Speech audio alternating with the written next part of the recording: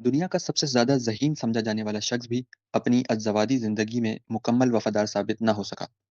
1903 میں جب Albert Einstein کی شادی میلیوا میرک سے ہوئی تو حقیقت یہ تھی کہ میلیوا صرف اس کی بیوی ہی نہیں بلکہ ذہنی صلاحیت میں اس سے بھی آگے تھی۔ آئنسٹائن کے کئی سائنٹیفک آئیڈیاز کے پیچھے میلیوا کا ذہنی کردار تھا، لیکن وقت کے ساتھ تاریخ نے اس کا نام اندھیروں میں ڈال دیا۔ جب آئنسٹائن اور میلیوا کے 3 بچے ہوئے تو ذمہ داریوں کا بوجھ زیادہ تر میلیوا کے کاندھوں پر آ گیا۔ اسی دوران آئنسٹائن کی مصروف زندگی اور اپنی کزن ایلسا کے ساتھ تعلقات دونوں کے درمیان فاصلے پیدا کرنے لگے۔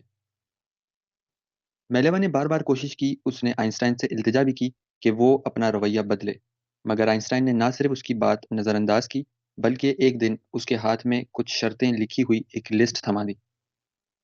ان شرطوں کے مطابق میلیوا کو ہر وقت کھانا تیار رکھنا ہوگا، صرف اس وقت بات کرنی ہوگی جب آئنسٹائن اجازت دے، اور قربت بھی صرف اس کی مرضی سے ممکن ہوگی۔ یہ شرطیں میلیوا کے لیے ذہنی اور جذباتی طور پر بہت زیادہ توڑ دینے والی تھیں۔ آخرکار 1919 میں دونوں کا رشتہ ختم ہو گیا اور طلاق ہو گئی۔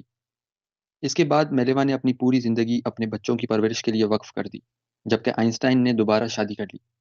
یہ کہانی صرف ایک سائنٹسٹ کی نہیں بلکہ اس عورت کی بھی ہے جس کا نام تاریخ نے بھلا دیا۔